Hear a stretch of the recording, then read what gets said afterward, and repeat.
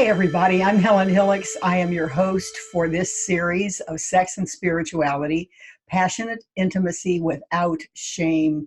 And I'm so pleased to have Dr. Brooke Stuart as our guest interviewer this morning.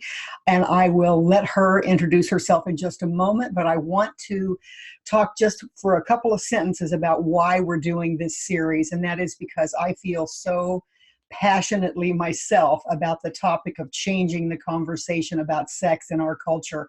There is so much shame and so much pain and so many mistaken beliefs because of our puritanical culture and our society of you have to look this way and behave that way. So I want to just explore, and help us all learn and keep growing in our understanding of what passionate intimacy is and how we can achieve that. And that's it. So here we are to explore it some more. And Dr. Brooke Stuart, would you please introduce yourself to the audience who doesn't already know you, and many, many do? Hi, everyone. I'm Dr. Brooke Stuart, and I'm the creator of the Let Go and Grow program, but I also have a private practice where I work with patients, and we dive deep into holistic fundamentals and into issues that have become obstacles, to living their fullest life, but equally very focused on growth and, that connection and love. We bring mental tools like mindset, diet, lifestyle, things like counseling so that we can create a personalized treatment plan and really partner together to kind of move through it to meet their health goals. And so often, and this conversation is so relevant because almost every woman I work with has intimacy issues and issues around sexuality. And there's so many different things that, angles in which we can address it. But I find so often in my practice that, when we build health, but we also have this focus on growth, it can become a very cool combination for moving through the things that so often feel like obstacles that just kind of divide us from kind of getting to the other side of those experiences, whether we're working on, issues with the partnership and the relationship or someone's relationship with themselves and connecting to themselves in that way. So often when we connect with the body, we're able to kind of reunify, and that can lead to, of course, a more sacred experience in life, but also more sacred sexual experience and equally just better sexual experiences. So this topic is so interesting, and, passionate intimacy and removing shame out of it. I mean, it's so relevant because shame is just a disease in and of itself, Yes, I do know. And you are unbelievable. You're such a fast thinker and such a wise person with so much information. It's like you did your whole interview, in 3 seconds. I love that. So I want to dive into some of the things that you mentioned already. But the first thing I want to ask you, because I think that is to ask you how you define sex, because I believe that we have become entirely too genitally focused in our society, that sex means vaginal penetration, and that's it. And I really am asking each expert to say what is their definition of sexuality, sex and sexuality, so that our audience can begin to think about it in a broader sense. Because we're not educated about it. So how do you define sex and sexuality? Absolutely. So, of course, the formal definition would be more about sexual activity, possibly sexual intercourse. Sexuality is different because it relates more to feelings. It's more of a vibe per se. And so I think, when we look at the two, they definitely have distinctions, but I think the way that people go about it, defining it in it of themselves, will be different based on their experiences, whether it's through a cultural experience, through a religious experience, through upbringing, whatever it may be. I think it will mean something different to each person. And so I think, coming from the lens of personalized medicine, that's what's important, is how does each individual define it? But from a more objective, formal perspective, I think it's simply just sexual activity or the act of sexual intercourse. And sexuality has more to do with that vibe. It's more of a feelings-based, it's more of an energetic kind of thing that is different than the act itself. That's interesting because the other experts that I've interviewed so far are really all emphasizing the energetic aspect of it. I've heard it called the exchange of sacred energy. But I love the thing that you added, which really is, it's whatever you think it is. Absolutely. Sex to you may be sucking each other's toes, Mm-hmm. and that may be it. That may be your entire experience, or sex may be gazing into each other's eyes in a field of flowers. Absolutely. That may be it. So I really appreciate that you brought in that aspect, that it really is up to the individual, because that one aspect of sex is self-expression. Yep. And if we don't feel that we have permission to express our personalities, our, desires, whatever it is, in an individual way, then we cannot express ourselves. We cannot be our full sexual selves. Absolutely.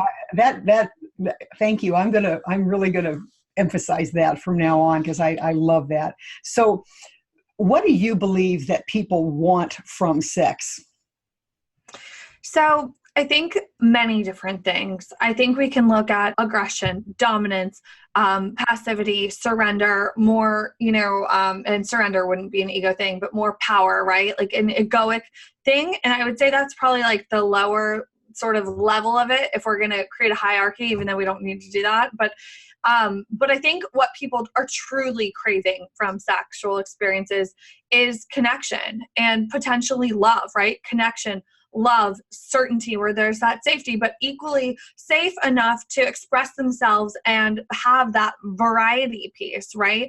I think that they're craving a true holistic connection with another human being. That energetic exchange can be so powerful, but equally, on a more internal note, that ability to express themselves in a way that they can't with most people in the world, right? And so it's a very unique connection when another becomes involved and you're able to express yourself in that way. So I think there's a depth there. And I think, of course, some people really are potentially just meeting physiological needs, but I think it can be different from person to person, and it can range from connection to love to certainty to variety to more egoic things or physiological needs as well.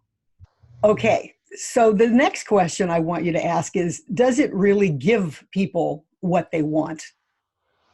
Does sex really give people that sense of deep, passionate intimacy and connection that they're looking for?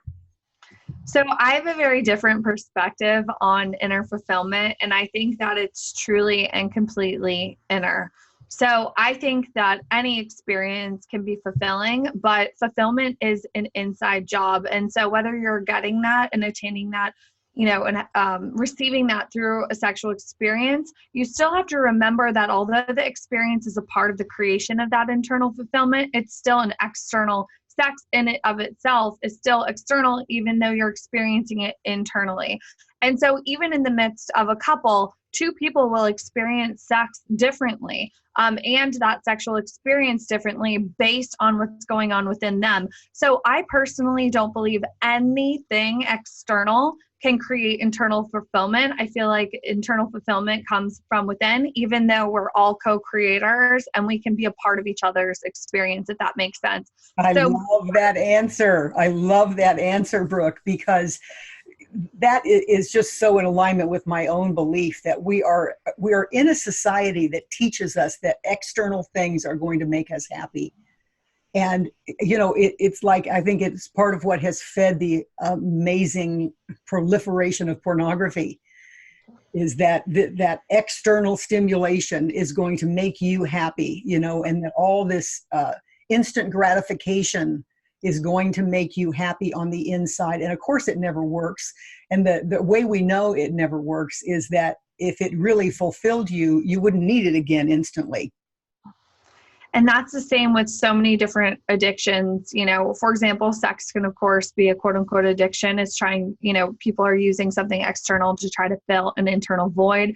People can use food, drugs, working out, all kinds of things. Even self-help can be an addiction that can potentially be unhealthy. See people using medication, supplements, all different things that are external. And that, of course, when we're looking at relationships, can be highly toxic as well. If you're becoming dependent on another person to fulfill your internal needs, that's a lack of responsibility. And there's always going to be a checkpoint.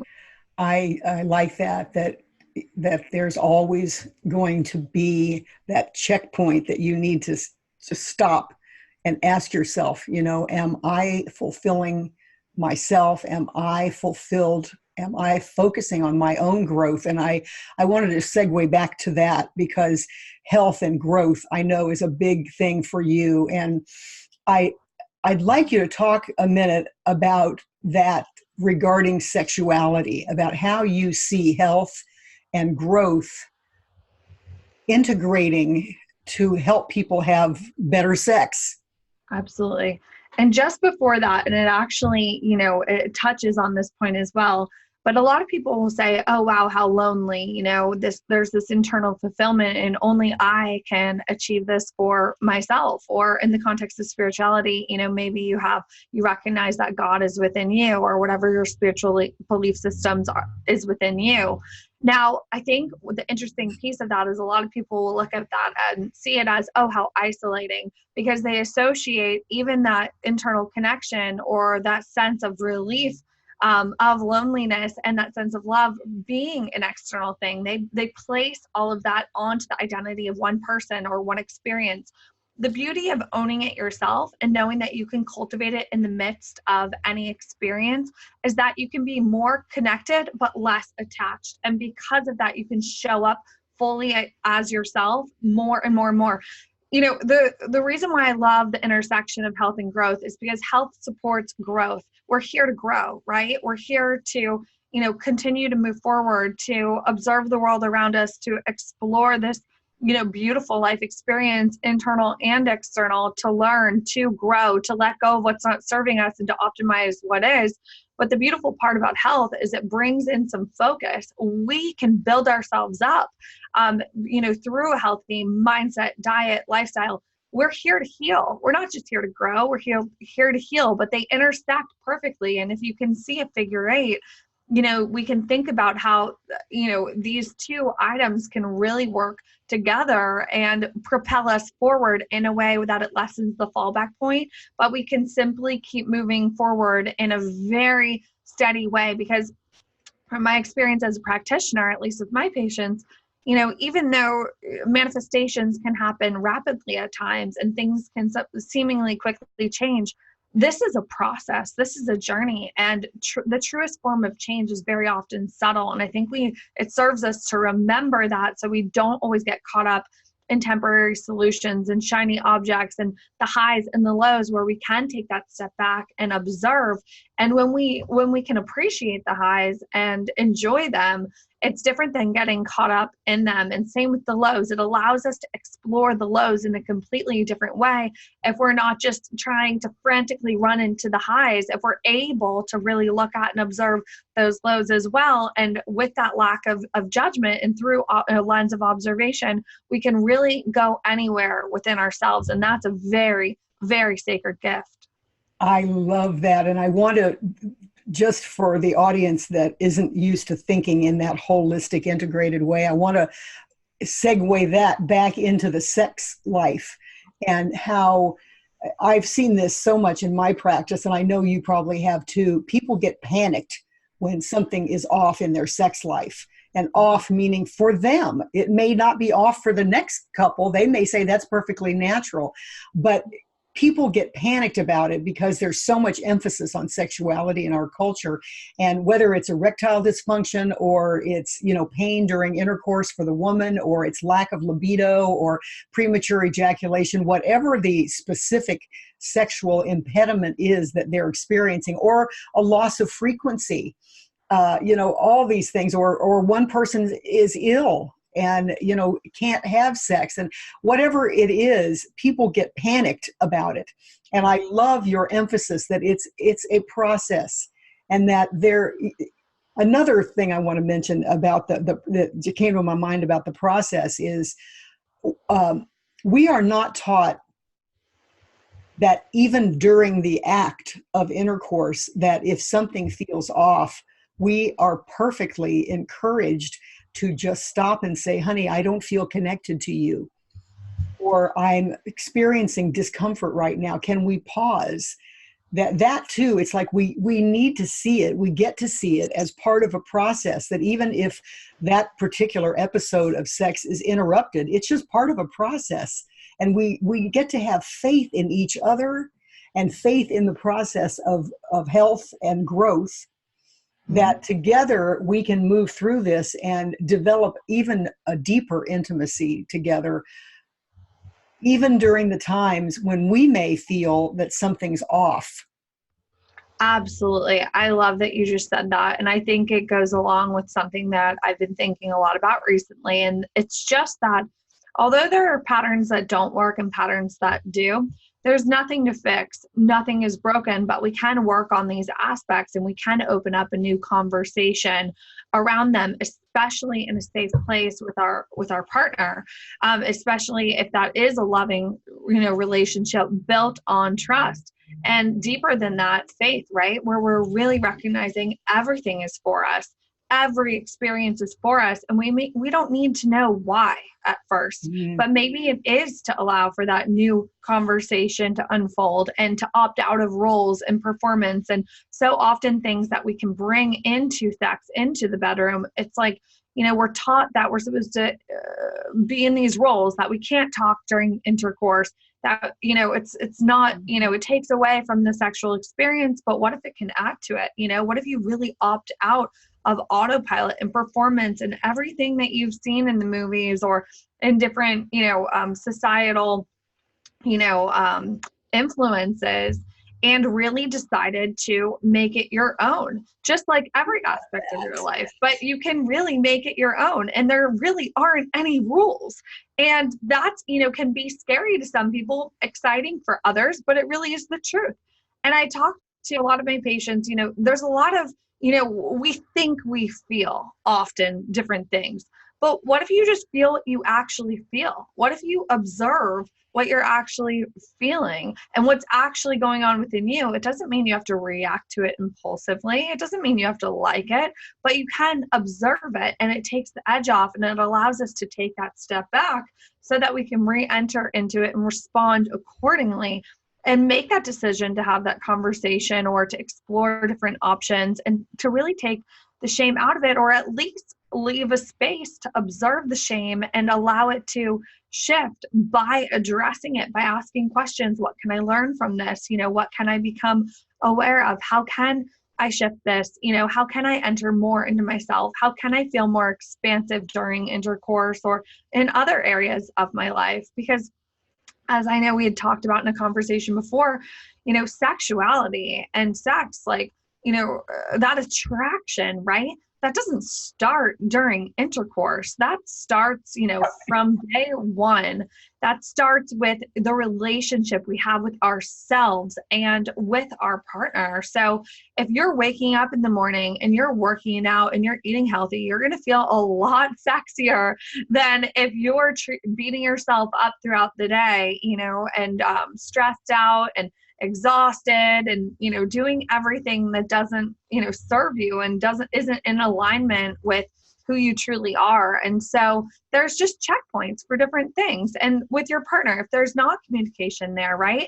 If there's a lot of stuff in between you, if there's distrust, if there's betrayal, if not that you can't work through it, of course you can, but that is all going to create a very vast space between you and your partner where there can be hidden resentment and anger and potentially rage and different things that will take away from your sex life together, I love that too. I can't help it. I say I love that, but I really do. That's what makes me happy, because I love everything. But I really love that conversation about how we are whole beings. We're Absolutely. all beings. We cannot, there was a joke. I mean, it's a ridiculous joke, but it highlights this point that a couple got married, and she has a wig and false, a padded bra and all this stuff, and he's on the bed waiting for her to have sex, and he said, just whenever you get to the vagina, just throw it over here. Because she's taking off all these parts. It's like he's not having sex with the whole person. It's just focused so much on the genitals. Mm-hmm. And it's like we get to remember that we are whole beings, and that Absolutely. how we treat each other all day long. It goes back to what you were saying before, that the purpose of sex is to connect.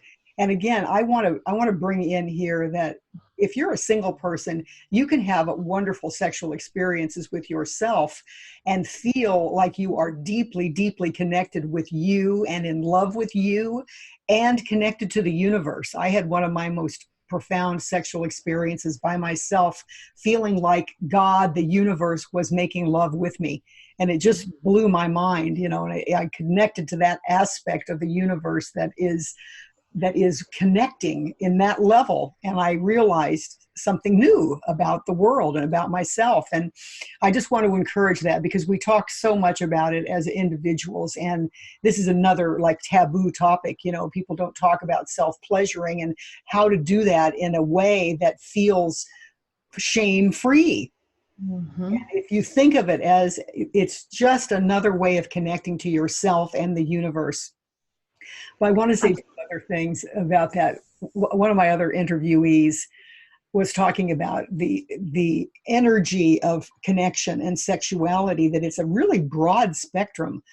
And I want to get your take on that. But she was talking about, this just tickled me and I love it, is that a good friend of hers bought a new beautiful stove, and that she had sexual energy toward the stove.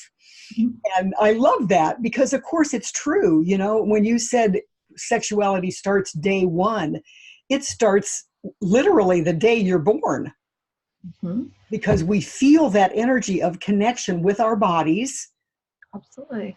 From day one. And then another thought that I had regarding what you were saying about how our beliefs and our experiences get in the way of really, and how exploration, I loved that when you were talking about exploration and creating a safe space where you can talk about all the things that are in your head, and that you may not want to do them, but you want to talk about them. You want to feel that lack of shame between you and your partner. I think that it cannot be overemphasized. And I so many times, and I'm sure you've had this too, that women are reluctant to do oral sex on a man or with a man, and I have so often found that to be their fear of being dominated by the man, being used by the man. And I don't blame them for that at all, because that is our culture, isn't it? It is still a very male-dominated culture. And I think that oral sex has become a symbol of the woman subjugating herself to the man, rather than a wonderful expression of tender or not so tender, passionate experience as equals, that this is a way that I can give to you and you give to me, and it's all very mutual.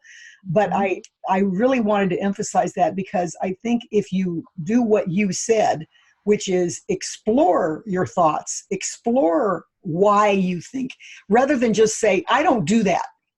Yeah. Explore it. Find somebody that you feel safe with, whether it's Brooke or me or your partner or all of us or somebody else completely. Find somebody to talk about that with, explore that with, because it's all of these preconceived ideas about what is good and what is bad and what I like and what I don't like that limit us. Absolutely.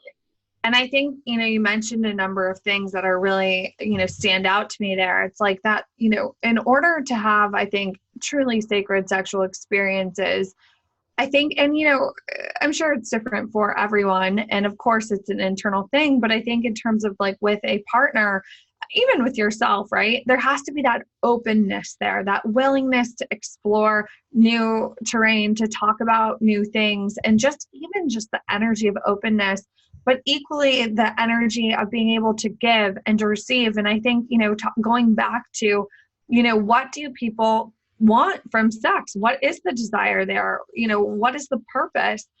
Going back to connection, to love, to certainty, to variety, to even just physiological needs, or, whatever it may be. I think it's also, being able to express ourselves and being able to go with that flow of life, and in sexual experiences, you can give and you can receive. And there's something that when those areas aren't blocked, you're able to just be more liberated in the experience of itself. One of, I think, the beautiful, things about sex is that you can return, if you can return to the moment. And of course, sometimes there's painful issues that take people out of the moment. Maybe they get anxious, right? Maybe they're worried. Maybe they're, they're insecure about their body image. Maybe they have, issues from the past, whether it's trauma or pain or, built up anger, resentment, guilt, different things like this that hold them back from being in the moment. Maybe they use sex, or they feel a need to escape during sex. They're checking out. Maybe they're apathetic and resigned and just trying to get it over with.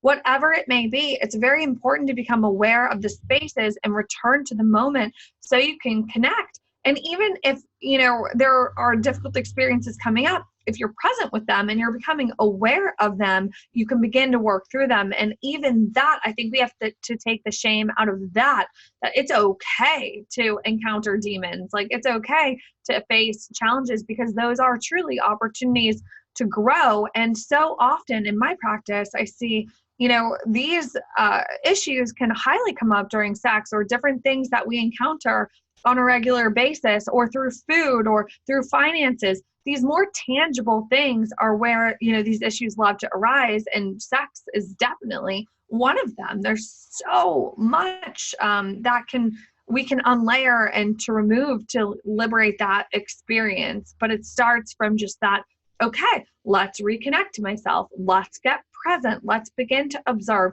Let's see what isn't working, and let's also see what is, optimize what is. Let's begin to let go of what isn't through just simply observation and deciding that I'm receptive to learning from this experience. That always yields growth.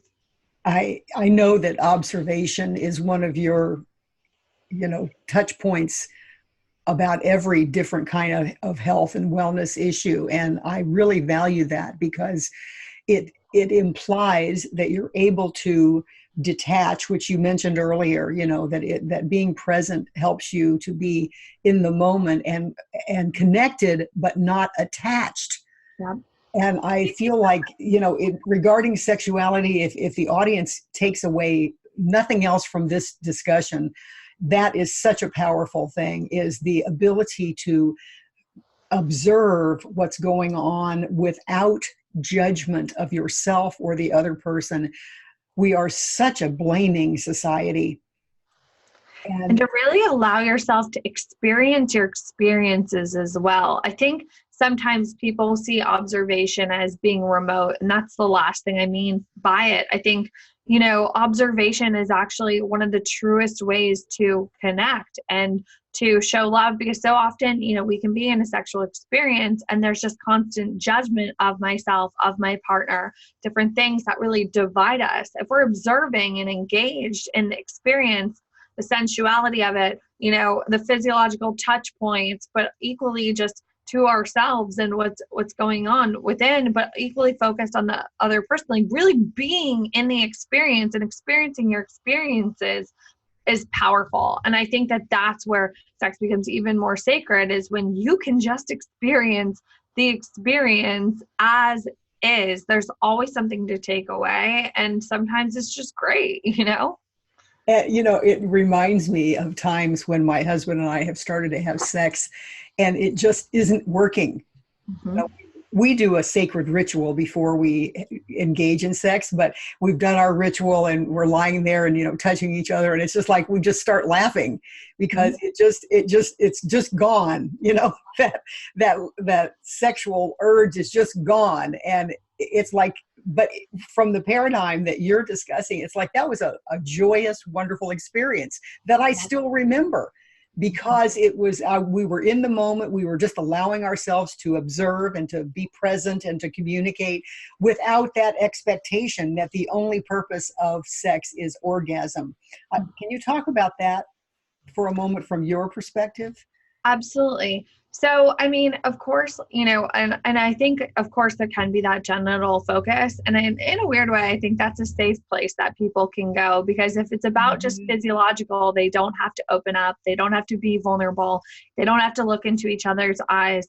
Eye contact is very difficult for a lot of people, even use of the word I. So asserting yourself in your own needs. And so in sexuality, in sex, in a sexual experience, we have just so much opportunity for growth, for communication, for asserting ourselves, for being interested in what the other person wants and needs. So, there's so much of a purpose. And I think the last purpose, of course, it's great to have endorphins from a run, or to feel oxytocin after a sexual experience, or whatever it may be, neurochemically speaking. But I think, that's the end. That's like the end thing that happens, and maybe the least important, but it's equally great, or disturbing depending on the experience. But it's something to where I think the purpose runs so much deeper, as it does with so many things in our society. It gives us such an opportunity to really exercise what we're learning on a mental and emotional level. And, I've seen a lot of people as well caught up in the spiritual world where they don't know how to have physiological experiences. And so maybe the task at hand and the lesson for them is to get physical, to feel what you're feeling, That is so profound, Brooke. So profound. And nobody else has said that so far. I really, really appreciate that. That one of the things that I think perpetuates shame is that people do get caught up in the spiritual experiences, and they have kind of cut off their bodies in order to have these highs in the spirit world. And that in itself is shaming your body, shaming the physical experiences. And I love what you're saying, because sex and everything that happens in our bodies is just as sacred and spiritual as those meditative experiences or whatever you're talking about. Absolutely. Non-judgment, observation, being here now. We're meant to be in this world. We're meant to be living here in this world. And so many people judge it. And so many people, really, really opt out of the present moment through the spiritual realm. People opt out in different ways, but spirituality is definitely one of them. And so often, bringing people back into a somatic experience where they can, really feel what their body is craving, and equally, coming back and entering into this world through, a sensory experience can be very, very, very powerful. And the question is, why would people escape into spiritual world? Well, they may perceive it as being better than the physiological world. Okay, that's judgment. We can look at that. We can work with that. Often it's because they've had traumatic physiological experiences. So it's easier to hang out in their heads or into the mental and emotional, and to, kind of be in that etheric world. But those are issues too. Those can all be cleared. Those can all be healed. But it is important to look at, because we're here to experience all of our worlds, and to favor one above another, there will be that checkpoint, That's so smart. Just so smart, that you're articulating that, it could be past traumas in your body. It could be puritanical brainwashing. Yep, absolutely. Can you speak about that a bit, about your experience with that and yourself and with clients, patients? I think there can be a lot of guilt around, a lot of judgment, a lot of guilt around sexual experiences, whether it's, and often it's learned, whether it's through, different puritanical influences, whatever it may be. But I think it's definitely, if you're contracted and if something is moving you, it must be addressed. That is the signal. That is the sign. A lot of times, like, guilt is that if I coulda, shoulda, woulda, trying to change the past, right? Rather than, reviewing it without reliving it or without wishing it were different. Because the thing is as I kind of mentioned before in the interviews, there's nothing to fix. Nothing is broken. It is what it is. It's perfect as is. But now we can explore it from that point. It may still not be serving you. It may be a weight. It may be deep issues that we must look at and that we can learn from. The puritanical influence isn't the enemy. It's not the villain. Your perspective. It's all about perspective. So often, people make things into villains. And by doing that, you give them more power than they deserve. Let's just look at it. It's the not the problem. Our perspective is the problem, and problems can be solved. Problems can be solved. And once we resolve it within and of ourselves and recognize, oh, I have the ability to shift my perspective. Oh, maybe this past trauma or maybe this influence that wasn't serving me can lead to increased freedom, increased experience, increased presence and connection. Okay, well, now I have gratitude for that experience because nothing else that was working was willing to serve me in that way. And so in that, we can take so much away from things that we've made into the enemy or into a villain, because if we're looking at something as a villain, now we're the victim, right? How can a victim come out of victimhood? They must drop that role. And in order to drop that role, we have to be able to observe and remove those titles and those roles of victim and villain and really enter into a state of it is what it is, but what can I learn from this experience? How can I up the value of it? What can I take away from it? And in that way, we're connecting in such a powerful way. Now everything is for us. How can we not move forward? That's faith, right? Where we're really able to observe these experiences without demonizing them, without judgment, by observation. This is how people make it through to the other side. So often, at least in my practice, I work with patients who have gone to counselors, psychiatrists, doctors, who just look at them as a victim, whether it's of sexual trauma, past trauma, abuse, whatever it may be. But when they come into my office, I have compassion for that. Are you kidding me? It doesn't take away from the pain that you've experienced. We're not condoning that behavior or even liking it, but does it serve you to consistently place that divide and to see yourself as a victim and to see them as a villain? No, it doesn't get you anywhere. It just keeps you recirculated. It keeps that pattern moving in the background. So let's remove it. How can we remove it? Through observation, through learning from it, and through choosing to move forward by simply dropping the roles and feeling what you actually felt and allowing that to shift and to heal and to clear and to bring you into more growth, more freedom, more of everything your heart desires, more of who you truly are. Such a powerful perspective, Brooke, such a powerful perspective. I know I'm just going to very, very briefly speak about my practice and how many people just like you have come from many other counselors or psychiatrists or whatever, and they're still struggling with molestation issues. And I take them back to examine that, much like you're discussing, let's just look at how you're feeling and how they're feeling. And so often the real problem is that they felt pleasure during that experience, and they immediately, that's the guilt, right? That's the guilt. That's the shame.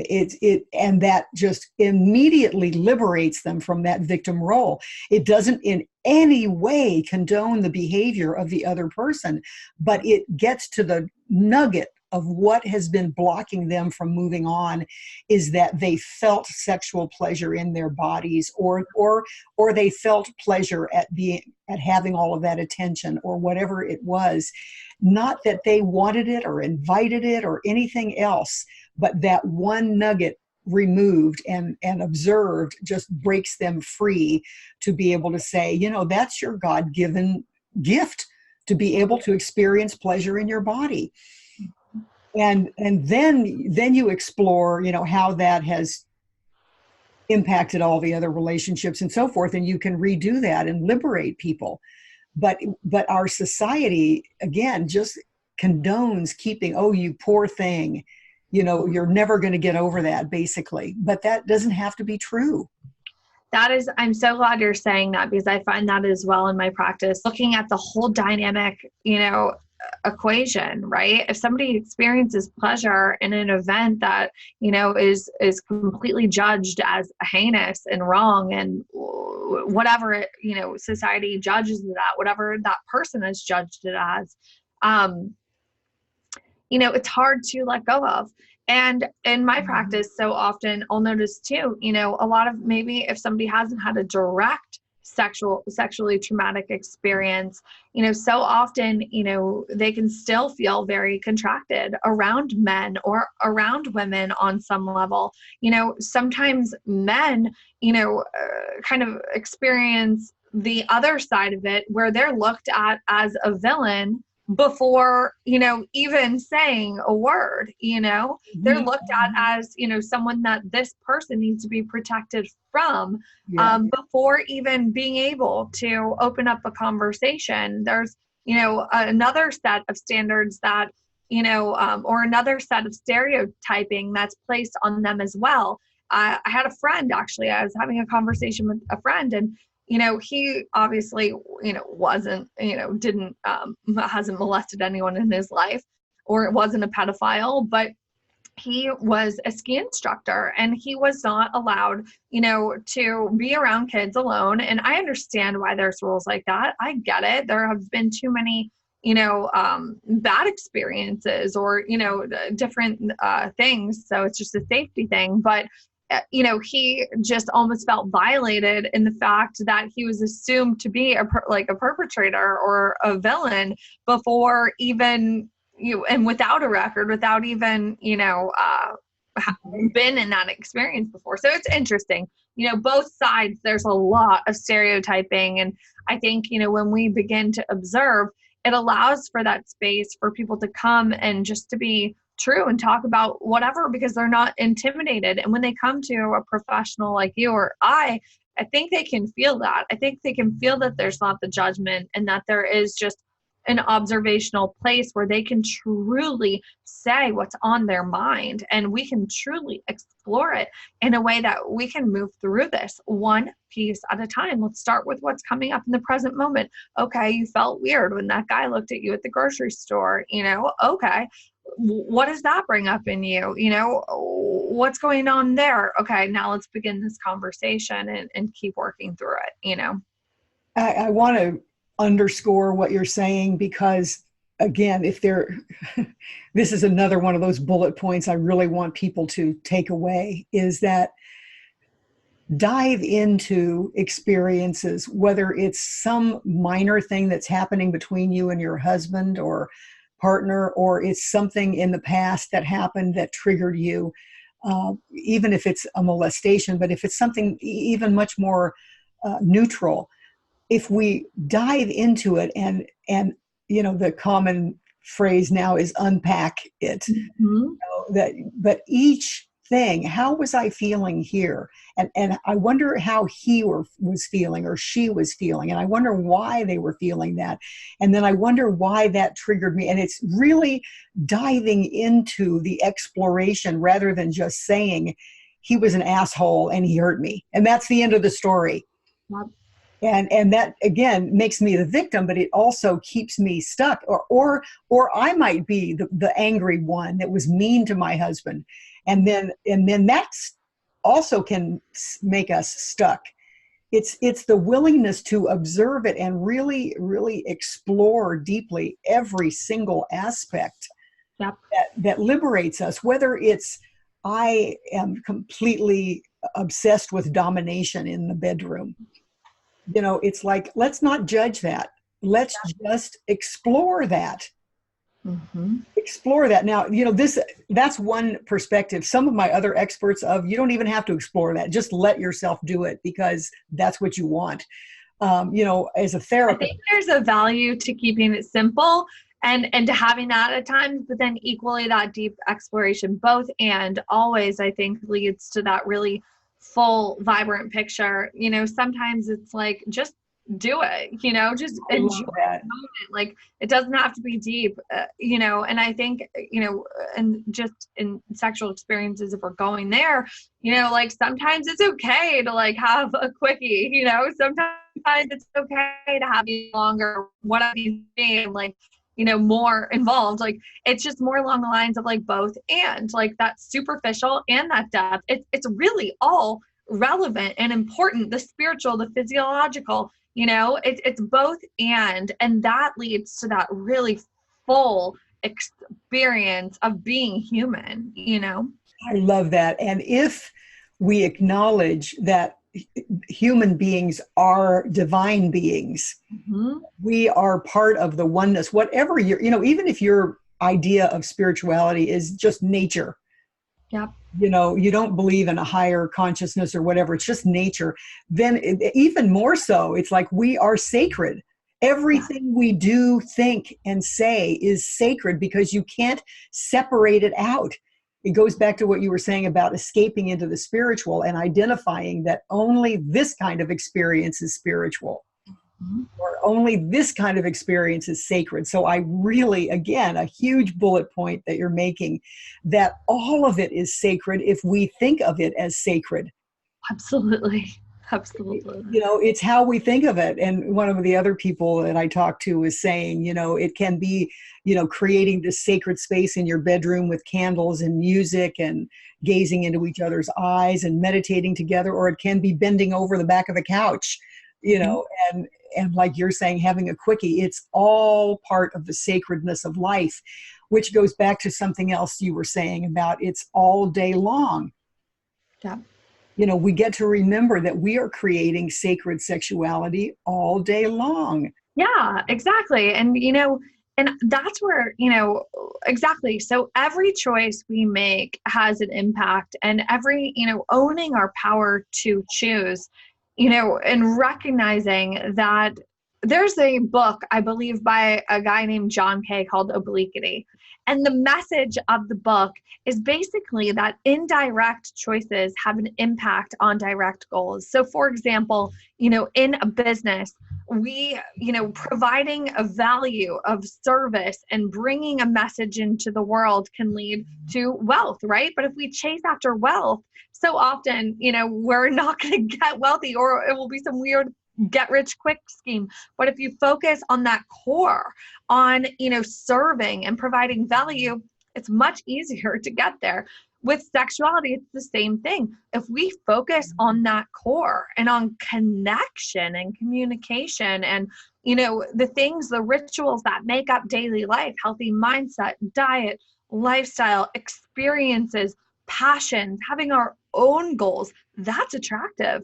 That's sexy. When your partner can see you as a whole person, that's sacred as well, because then you can begin to see them as a whole person, and that dynamic just really brings more to the essence of the couple and to, sexuality in and of itself. So I think that, focusing on fundamentals and basics, we can always draw from those tools. And it's not to say that we can't, learn about different techniques and, different things that we may want to explore sexually. But I think one of the biggest things that people don't talk about is how every choice that you make, if it's best for you, it's really best for all. And that could keep you in alignment. And how you would know it would be best for you is that it feels expansive. It feels right to you, not reflexive, not fear-based, not reactive, not contracted, not necessarily completely instinctual, but more along the lines of taking that step back and, observing how you feel, what you desire to do, and then making it your own consistently. And it's all process. It's all journey. And so the second we can go into that, we don't have to get frantic and fix our sex lives. That's so downstream. We can focus on ourselves, and we can focus on basics. And that is the shortcut. That is the accelerated route. Fundamentals is the shortcut. People don't realize that. I'm grinning from ear to ear because I am so in resonance with what you're saying. One of the questions that I have is, does offering genital solutions really resolve the cravings that we have sexually? And you've just answered that whole question by saying no. There's nothing wrong with learning sexual techniques. If you have an issue with premature ejaculation, it's going to be tremendously relaxing for you to learn some techniques to resolve that. Absolutely nobody's ever going to say differently. But the longing for connection that we have is only met by being a whole person again, and not just focusing on genital solutions. And I love what you're saying, that I love that distinction between contracted and expansive. There is no judgment there. It's not like this is right and this is wrong, but it's just whether it feels contracted or it feels expansive. And if you're so right in that, what you're doing in your life feels expansive, what you're doing in the bedroom is going to feel expansive. Absolutely. And at the very least, you will know how to read your own internal cues and signs and signals by observing day in and day out. The other piece of that too is you don't have to interpret it or analyze it all the time. You can just be with it, because there's an understanding that comes with observation that's very unique. So often we can check out and get so caught up in our heads and our minds by, trying to understand why and interpret and analyze and criticize and, allowing the ego to really sink its teeth into things. So often, if we just choose to focus on who and what is showing up, on the experiences that are coming up, and observe them, we'll receive the messages. That's natural. That will come along. So often we just have to get our minds out of its own way, and just return to the moment and live, and the messages always come. And I tell my patients this all of the time, growth and change is natural. We have to actively work against it so often. And in that, you can have complete confidence that there's not going to be a regression. You can continue to move forward. That's your natural state of being. You're meant to thrive. Like, you're meant to live. You're meant to experience your experiences. And that's the beauty of observation, is that you're meant to receive these messages. You're meant to feel expansive, but you're also meant to understand what it feels like to feel contracted, because those are signals. Just through awareness. Awareness in and of itself means that it's moving through, means that it's clearing out. But the first step is just understanding that there's nothing to be afraid of. And yes, you may feel fear, and that's okay too. That's okay. Look at it, observe it. It will move through. It will not stay. We can look at any kind of terrifying or terrible or painful experience, and when we're on the other side of it, if we only knew then. But if we take a step back and allow the process to breathe and know that everything is always evolving, everything is always moving through, well, then we're experiencing a contracted state. We don't have to get frantic or panic or try to fix it. We can just sit with it, knowing and having faith that everything is for us and it will always process through.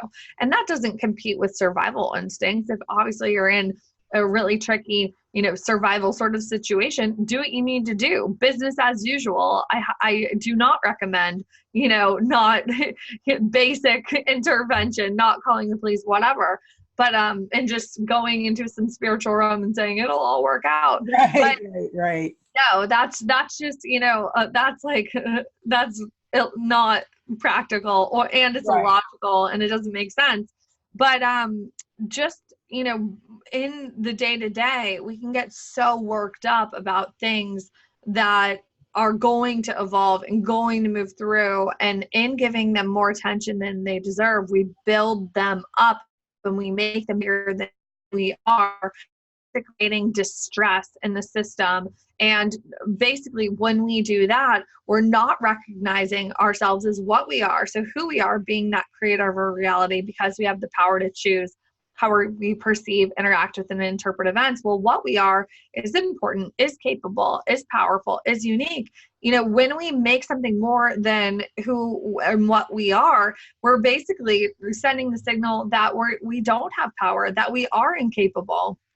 And so instead, what we can do is take that step back, return to the moment, that where of the who, what, where we are, return to the present moment, choose choices to exercise the power that, is internal, that we all each individually have just for being here now.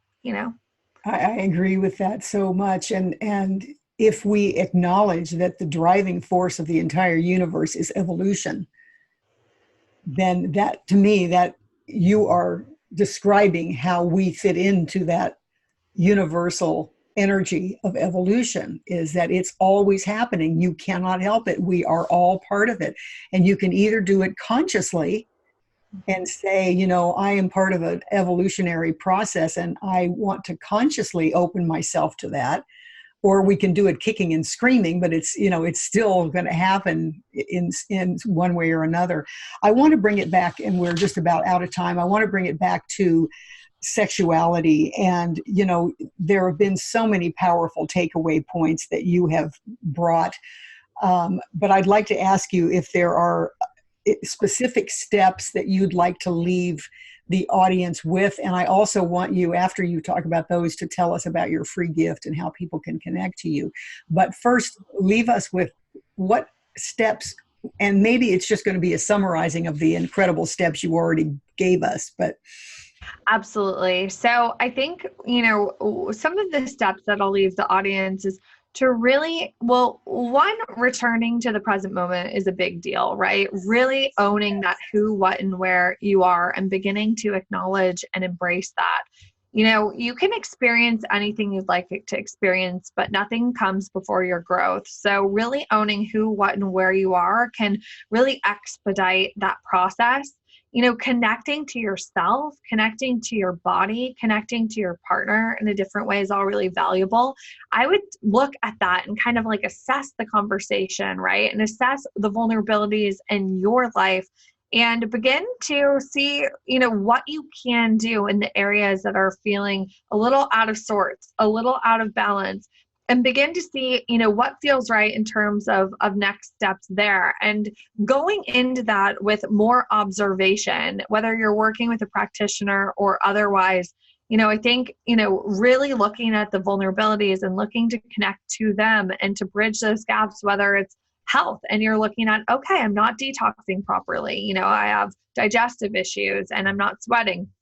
Let me work on this. Whether it's an intimacy issue and you have trouble having a certain conversation with your husband or with your boyfriend or with your spouse, really looking at that and seeing how, what is my next best step here? Maybe the first step is to write it down and to say it for yourself. Just get it out on paper, just really, whether it's with yourself, right? Whether you beat yourself up all the time. Okay, well, begin to be on your own team, begin to build yourself up. So look at these vulnerabilities and begin to really, do something about it, make moves. That would be the next steps that I would recommend. I think that will help to expedite the whole process because every single empowering step like that brings energy back to the system and creates a momentum that makes it easier to change from then on out. And so by doing that intentionally, like you had mentioned, is a very powerful way to become more resilient and to expedite growth, because what you're doing with resilience is you're releasing resistance, and resistance is that kind of like going into the process in a defensive way. But what if you decided to own the process? Yep. Goes back to you, goes back to connecting to yourself, goes back to embracing the life experience that you're creating, but you're also here to live.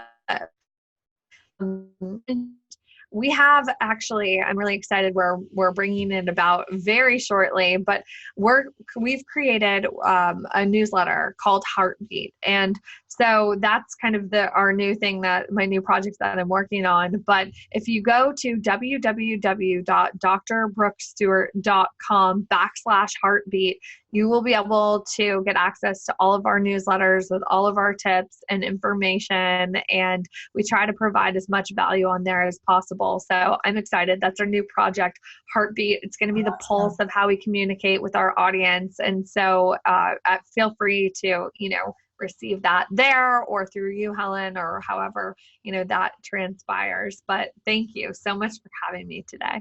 Very exciting about the heartbeat. I love that. I'm definitely going to sign up. Thank you so much, Brooke. I mean, you brought such an expansive perspective.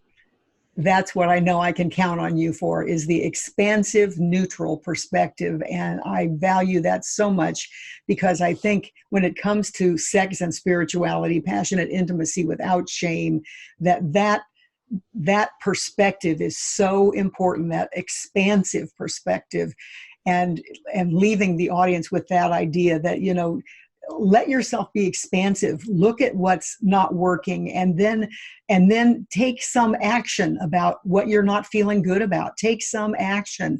And that just right there is a generic prescription for change and growth and better health in every way. And I love the connection to, if you're expanding and feel better in every way, your sex life is going to expand and feel better. And there is no way to just deal with your sex life without dealing with your whole life. Absolutely. And I just love that perspective. And I so appreciate you and bringing that perspective to us all.